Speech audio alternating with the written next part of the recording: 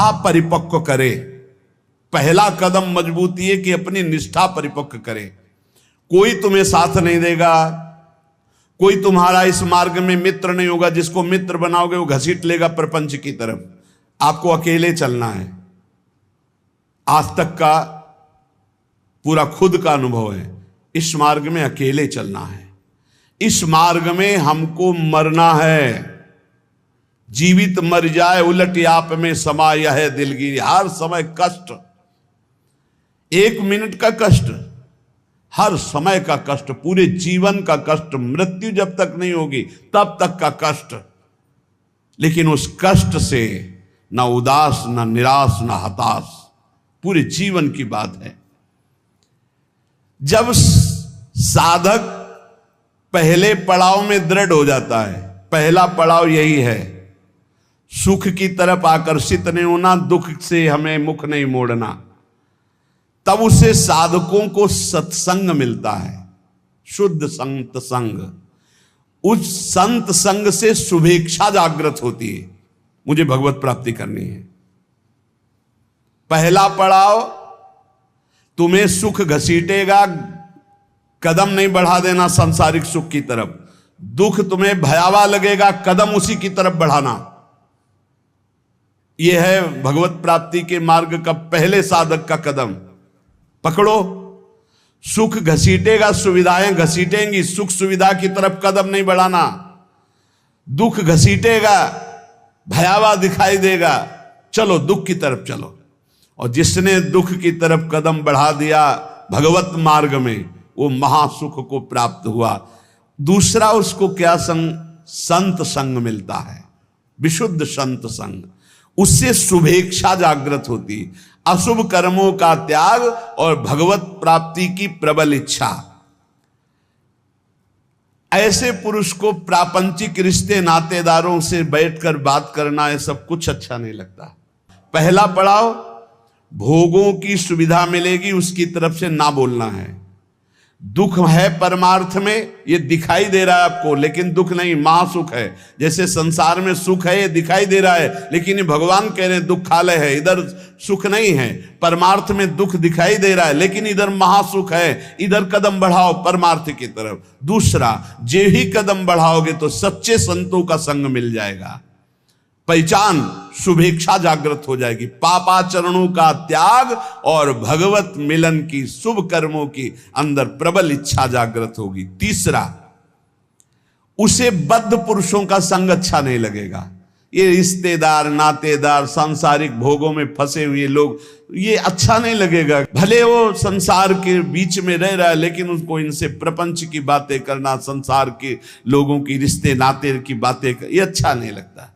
आंतरिक जब मन का आकर्षण भोगों की तरफ होता है, उस भोगों से मन को जलाते हुए परमार्थ की तरफ चलना है। क्या जाने संसारी पुरुष, इनको तो जब जो इच्छा हुई सो भोग लिया, ये क्या जाने चढ़ाई को, ये तो खिसकते हुए गए नरक की तरफ। और वो जब साधक संभल कर चलता है तब इनको लगता है नहीं नहीं, परमार्थ में इतनी ऊंचाई पर नहीं, भ्रष्ट करने के लिए वो उपदेश देते।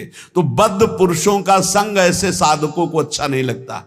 उसको अच्छा लगता है भगवत प्रेमी महात्माओं का संग, भगवत मार्ग की चर्चा करने वाले, कैसे हम माया पर विजय प्राप्त करें, कैसे भगवान से अनुराग प्राप्त करें। सजाती संतों का संग अच्छा लगने लगता है, और उसमें संतों के प्रति जो भाव आया उससे सद्गुणों की वृत्ति बढ़ने लगती है। सद्गुण जो भगवान को प्रसन्न करे, सद्गुण जो भगवान की प्रीति प्रदान करें। प्रपंच से पूरा मन हट जाता है उस साधक का। चौथी स्थिति आई, प्रपंच से पूरा मन हट जाता, बिल्कुल अच्छा नहीं लगता। जैसे स्वप्न झूठा, ऐसे संसार झूठा दिखाई देने लगता है। उमा कहूं मैं अनुभव अपना, सत हरि भजन जगत सब सपना। तब उसका हृदय, बहुत ध्यान देने योग्य, भगवान अपनी तरफ घसीटने लगते हैं। इतनी स्थिति के बाद ये संयोग वही बनाते हैं। श्री तुकाराम जी कहते हैं, फिर चित्त ऐसा घसीटते हैं, देव वसे ज्याचे चित्तिम त्याची घड़ावी संगति। ऐसा चित्त घसीटा कि अब तड़पड़ाहट प्रकट हो गई, व्याकुलता प्रकट हो गई, भगवत मिलन की चाह की। फिर भगवान सिद्ध सदगुरुदेव की समर्पण वृत्ति करवाते हैं। इसके बाद, इतने के बाद सिद्ध सदगुरुदेव की समर्पण वृत्ति कराते हैं। और जहां सिद्ध सदगुरुदेव की समर्पण वृत्ति हुई, उसके आचार विचार चिंतन सब उसी कोटि होने लगे।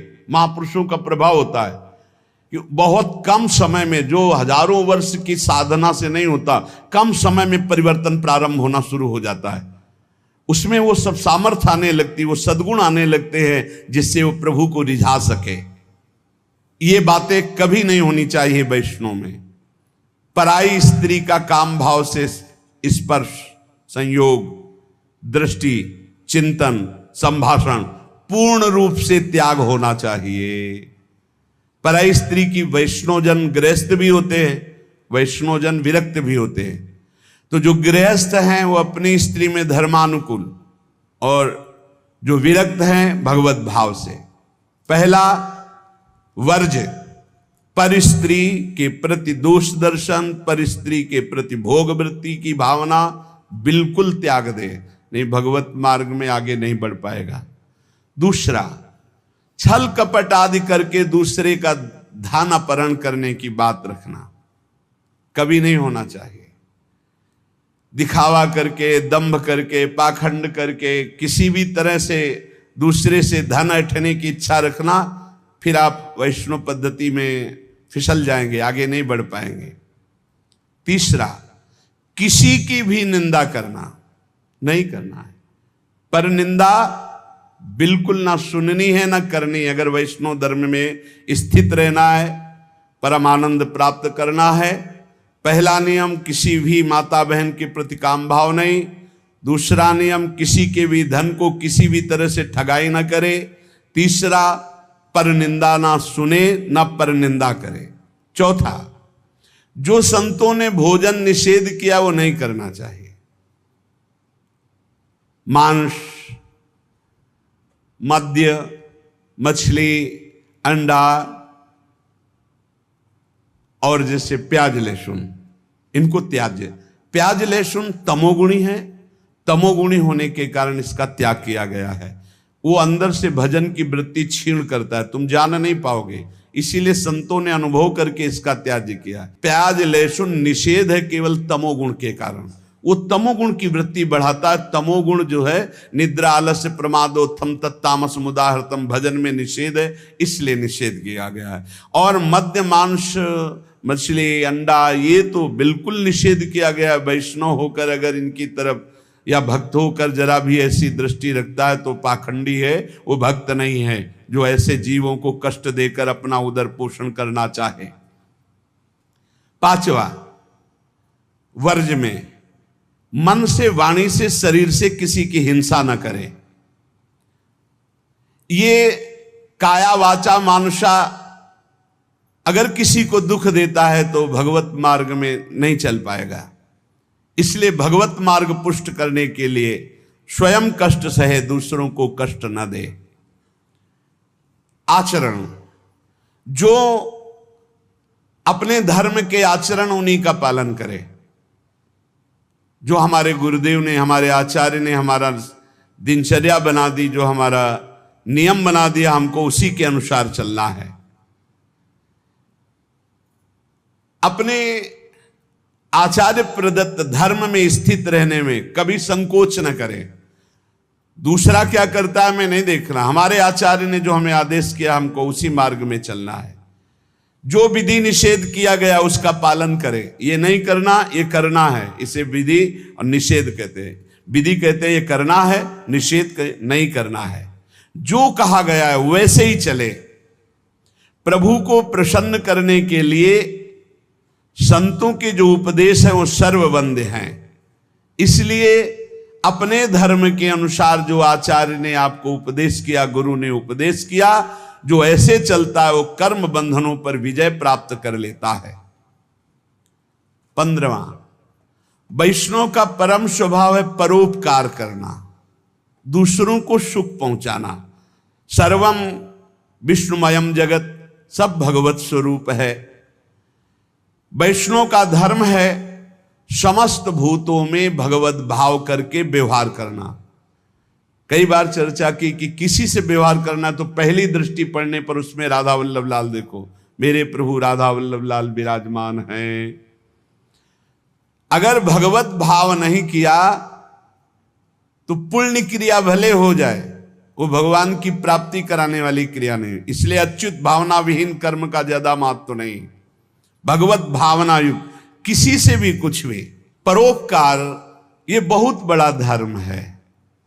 कोई बीमार है, कोई कष्ट में है, कोई वृद्ध शरीर है, हमें अवसर मिले तो हमें सेवा करनी चाहिए।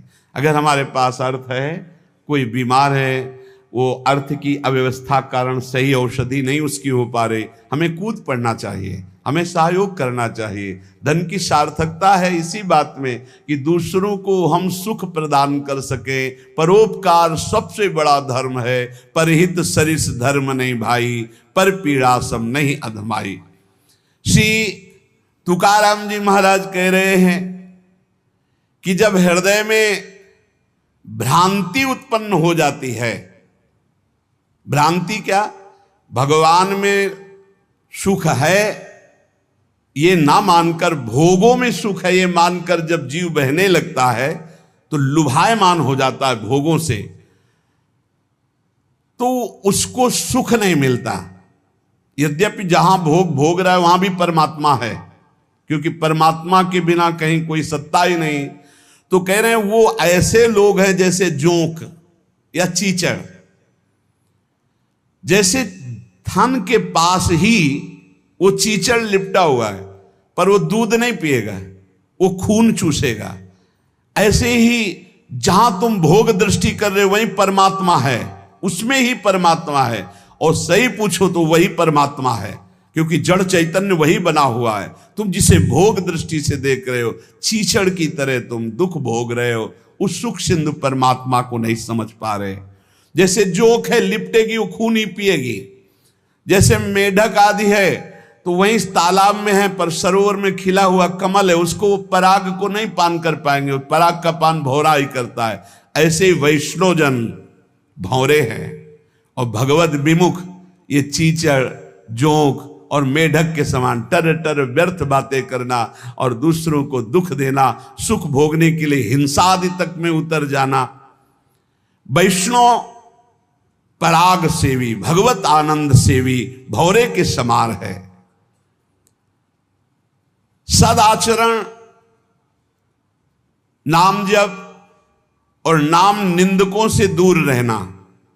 जो भगवान के नाम की निंदा करते हैं, ये जोंक हैं, ये खून पिएंगे, ये चीचड़ हैं, दूध नहीं पिएंगे, परमानंद नहीं भोगने वाले, ये नाना प्रकार के क्लेश भोगने वाले। ऐसे लोगों से दूर रहो जो भगवान की निंदा करते, भगवान के नाम की निंदा करते, भगवत मार्ग की निंदा करते, वैष्णवों की निंदा करते हैं। भगवान का नाम एक नौका है। जो भगवान का नाम जपता रहता है मानो सुदृढ़ नौका में बैठा हुआ है। बिल्कुल चिंता मत करो, आप नाम जप करो, निश्चित आपको भगवत प्राप्ति हो जाएगी। श्री तुकाराम जी कहते, भव सिंधु के पार ले जाने वाली सुदृढ़ नौका नाम है। बस बैठ गए नाम में तो अब किसी की मत सुनो, ये आपको पार कर देगी। और तो और की बात रे, गोस्वामी जी कह रहे, नाम लेत भव सिंधु सुखाही, करहु विचार सुजन मन माही। नाम लेते भव सिंधु सूख जाएगा, है ही नहीं जहां पार होना हो। खूब नाम जप। ये देखो बड़े बड़े महापुरुषों की बातें हम इसलिए खोज खोज कर आपको सुनाते हैं, आपका दृढ़ विश्वास हो जाए। नाम एक सुदृढ़ नौका है। जो खूब नाम जप करता है वो सुदृढ़ नौका में बैठा हुआ भव समुद्र पार हो रहा है। बिल्कुल किसी की बात मत सुनो। बड़े बड़े सिद्ध महापुरुषों के जीवन चरित्रों को पढ़ के देख लो, केवल भगवान नाम से ही सिद्ध हुए हैं। जितने भी उच्च कोटि के महापुरुष हुए, तुकाराम जी सदैव भगवान के धाम को गए। जितने भी महापुरुष हुए आप उनके चरित्रों को पढ़ के देखो, आपको नाम मिलेगा। नाम जीवन में नाम जितना उतने ही वो महापुरुष हुए। बीज पेड़ से ही प्रकट होता है, पर पेड़ बीज से ही प्रकट होता है। बताओ भाई, बीज फूटता है तब पेड़ प्रकट होता है, और पेड़ से ही बीज प्रकट होता है, तो पहले क्या हुआ? बड़ा विचित्र है। ऐसे ही नाम से नामी प्रकट होता है, और नामी से ही नाम प्रकट होता है। निर्णय करना कौन बड़ा है, को बड़ छोट कहत अपराधु। तुकाराम जी कहते हैं, पेड़ के पेट में बीज है, तभी तो फल रूप में आकर फिर बीज बनता है, और बीज के पेट में पेड़ समाया हुआ है। ऐसे ही भगवान में नाम विराजमान है, तभी परिचय होता है, और नाम में भगवान विराजमान है, तभी दर्शन होता है। नाम को पकड़ लो।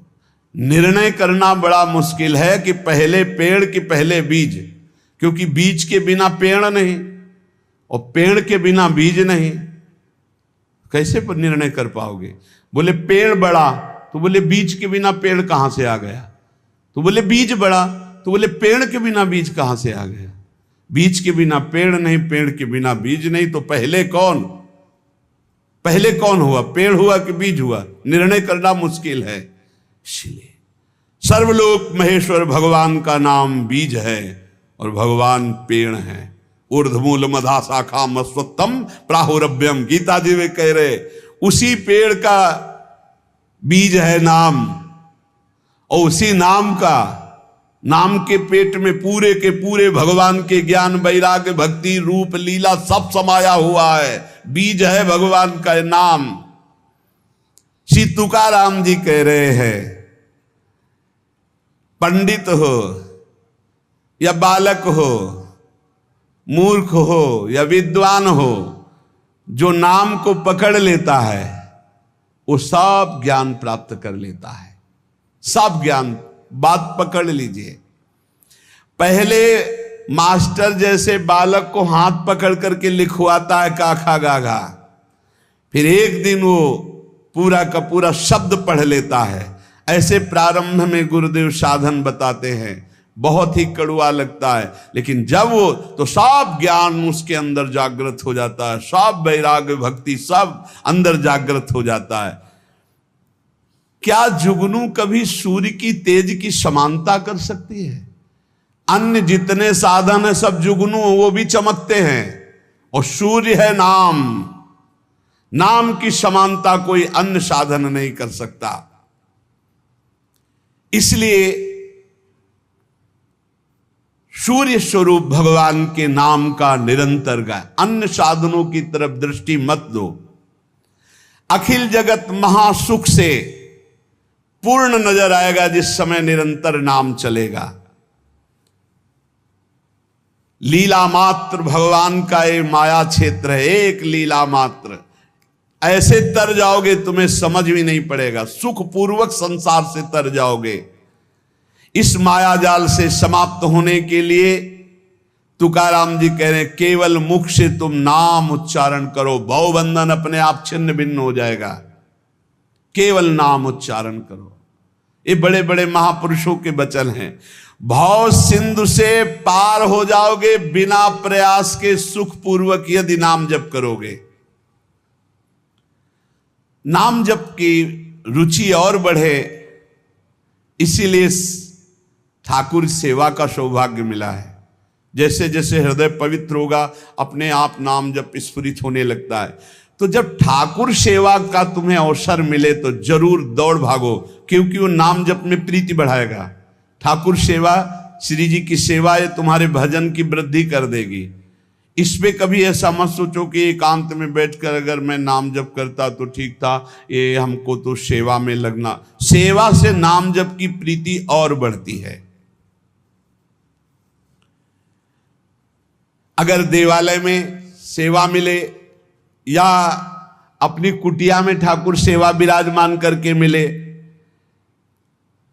देखो भाट की तरह उनकी स्तुति करो और तुच्छ नीच भाव रखकर अपने को उनकी सेवा में लगा दो, तो तुम्हारे हृदय में नाम सतत चलने लगेगा। जैसे सूत मागध बंदी जन राजा का गुण गाते हैं, ऐसे दैन्य होकर के प्रभु के गुण गाओ। देखो ना बड़े बड़े महापुरुषों के, सूरदास जी के अश्रु चल रहे, पद गा रहे, ठाकुर जी बैठे सुन रहे। ये भगवत मार्ग है, प्रेमियों का मार्ग है। इसमें अलग दैन्य भाव होकर पद गायन कर रहे और एकदम अपने को नीच समझ करके प्रभु की सेवा में लगे। बड़ी कृपा है जो हमसे सेवा करवा रहे हैं, नहीं तो पापाचरण भी तो शरीर से हो सकते हैं। दो बातें यदि हो रही तो तुकाराम जी कह रहे हैं कि नाम जब बहुत शीघ्रता से निरंतर चलने लगेगा, यदि श्री जी की सेवा और श्री जी के गुणों का गायन, लीला गायन दैन्य होकर, जैसे राजा के सामने कुछ चंद धन के लिए सूत मागध बंदी जन उनका जस गाते, ऐसे हम प्रेम के लिए अपने आराध्य देव का जस गाते हैं। श्री तुकाराम जी कह रहे हैं कि बड़े बड़े देवता भी इच्छा करते कि मृत्यु लोक में मानव देह में हमारा जन्म हो जाए, तो हम ऐसा भजन करेंगे कि भगवान को प्राप्त कर लेंगे, स्वर्ग से भी ऊंची स्थिति प्राप्त कर लेंगे। और तुम मृत्यु लोक के भोगों में फंसकर भगवान को छोड़ रहे हो। तुकाराम जी कह रहे स्वर्ग के देवता इच्छा करते कि कभी भगवान हम पर कृपा करे, हमें मृत्यु लोक में मानव देह दे दे जिससे मैं भजन करके भगवान को प्राप्त करूं, और तुम मृत्यु लोक के भोगों में भगवान के भजन को छोड़ रहे हो। स्वर्ग के देवता स्वर्ग और स्वर्ग के भोग छोड़कर मृत्यु लोक में मानव देह में आकर भजन करके भगवान को प्राप्त करना चाहते हैं। आपको सहज में अवसर मिला मानव देह, अब मृत्यु लोक के भोगों में फंस करके नाम जप मत छोड़ो। इंद्रियां ये कलह करती ही रहेंगी यदि भगवत प्राप्ति नहीं हुई थी। मुझे ये भोग भोगना है, नेत्रेंद्री कहेगी मुझे देखना है, श्रवणेंद्री कहेगी मुझे सूंघना है, जनेंद्री कहेगी मुझे भूंगना। ये सब इंद्रियां, घ्राणेंद्री सूंघने की तरफ, श्रवणेंद्री सुनने की तरफ, भोग इंद्रियां भोगने की, कितनी कलह है। ये कलह तब तक बनी रहेगी जब तक भगवत प्राप्ति नहीं होगी। कल एक प्रश्न कर रहे थे कि मैं बैंक में ऑफिसर हूं, मेरी कामना थी कि मैं एक बड़ा पदाधिकारी बनूं, तो बन गया, लेकिन मुझे शांति क्यों नहीं मिली। मैं अधिकारी हूं, मेरे पास सब भोग सामग्री जो मैंने कामना की थी सब, फिर भी मन अशांत क्यों रहता है। उनका एक ही कारण है, मन को विश्राम भगवान के चरणों से ही मिलेगा। तब लग कुशल न जीव को सपने हो मन विश्राम, जब लग भजत न राम को शोक धाम तज काम। कह रहे हैं यहां तुकाराम जी, इंद्रियां परस्पर कलह करती रहेंगी जब तक भगवत साक्षात्कार नहीं होगा। जब इंद्रियों में अशांति, मन में अशांति, तो तुम्हें शांति का कैसे अनुभव हो जाएगा। देखो बहुत ज्ञान की बात, तुम शरीर के रोम गिन सकते हो लेकिन भगवान की विभूतियों को नहीं गिन सकते। और जब तुम नाम जप करोगे तो सारी विभूतियां आप पर कृपा करेंगी, सारी विभूतियां आप पर कृपा करेंगी। मेरी जिससे प्राप्ति होती है वो शुद्ध पुण्यात्मा होता है। शुद्ध पुण्यात्मा वही है जिसके मुख में मेरा नाम होता है। तुकाराम जी कह रहे हैं, श्री भगवान कह रहे हैं, मेरी जिससे प्राप्ति होती है वो शुद्ध पुण्यात्मा होता है। शुद्ध पुण्यात्मा कौन होता है? जिसके मुख में मेरा नाम होता है, जो मेरा अनन्य गति का होता है, उसी को प्रेम प्राप्त होता है। और जो मेरे नाम का अनन्य हो जाता है उसे मेरी अनन्य गति प्राप्त होती है। पकड़ो, महापुरुषों के वचनों को पकड़ो, सब नाम है, सब नाम। जैसे गर्भिणी स्त्री को परोसा गया तो उसको जब तृप्ति हुई तो गर्भस्थ बालक को पुष्टता अपने आप प्राप्त हो जाती है। ऐसे ही जब भक्त प्रसन्न हो जाता है तो भक्त के हृदय में विराजमान भगवान अपने आप संतुष्ट हो जाते हैं। तो नाम जप करे और भक्तों की आराधना करे, अपनी कोई स्वतंत्र इच्छा ना रखे, अपनी इच्छा को भगवान की इच्छा में समर्पित कर दे। माली जल को जिधर ले जाता है उधर ही जल प्रवाहित होने लगता है। हमारे जीवन बगीचा के मालिक हैं भगवान गुरुदेव।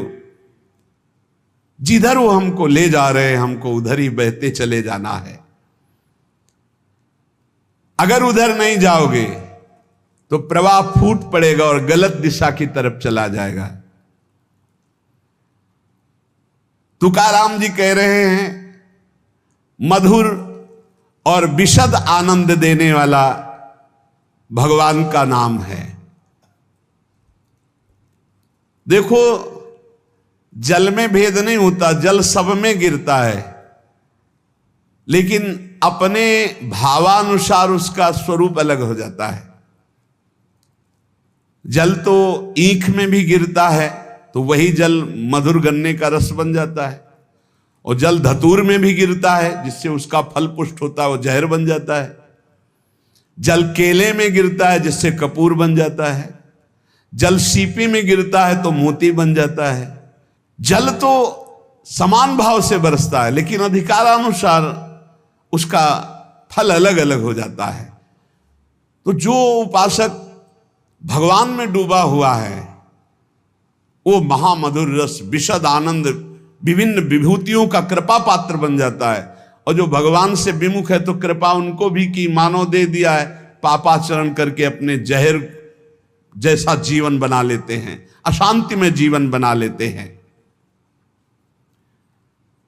चित्त मगन होकर के जब नाम गुणगान करता है, जब वाणी कंठ अवरुद्ध होने लगता है, शरीर में रोमांच हो जाता है, आंखें अधकुली और अश्रु वर्षा होने लगती है, शरीर में आनंद की लहर तरंगायमान होकर कंपायमान शरीर को कर देती है, ऐसा जब सुख प्रकट होता है तो जीव की जीव दशा नष्ट हो जाती है और वो भगवत स्वरूप हो जाता है। बनावटी नहीं, स्वाभाविक ये स्थिति। जब नाम गुण कीर्तन करते हुए ऐसी मस्ती छाती है, आपाद मस्तक, शरीर के चरण से लेकर मस्तक तक रोमांच हो गया, आंखें अधखुली हैं, चेष्टा रहित है, आनंद जल अश्रु रूप में बरस रहा है, और ऐसी लहर आनंद की उठ रही कि शरीर कंपायमान हो रहा है। महासुख अलौकिक रस जब प्रकट होता है ऐसा, तो जीव की जीव दशा नष्ट हो जाती है और अपने स्वरूप में स्थित हो जाता है।